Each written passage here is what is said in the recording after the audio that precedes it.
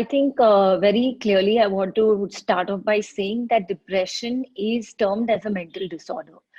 So when we are terming it as a mental disorder, we have researched on it. There are certain criteria that a person has to meet to be called a depressed client.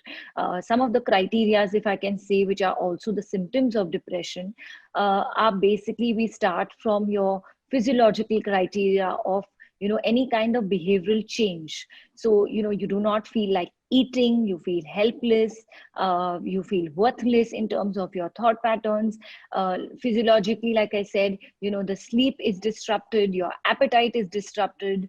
So at certain times people may eat more or not feel hungry at all. There are patients who in depression who sleep excessively or lose their sleep. So there, it depends on a very individual and is very subjective to every person. People also have a lot of ruminating thoughts in terms of depression. So like I said, the worthlessness, hopelessness, I don't feel good enough, I want to end my life. And yes, we definitely do ask for suicide ideation, which is any thought of self-harm.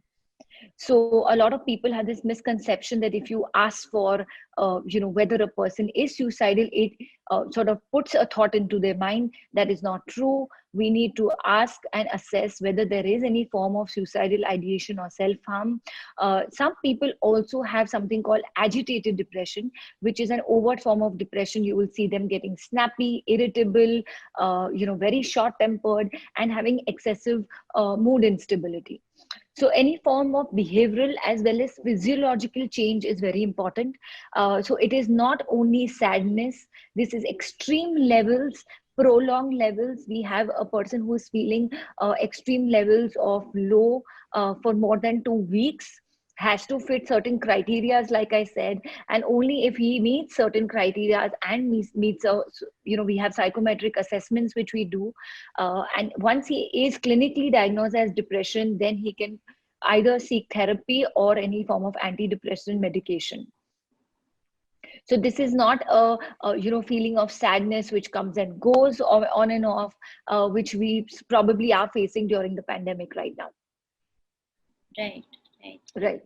Do you think there are stages of depression as well that one undergoes? So I think there is a mild, moderate, and severe form of depression.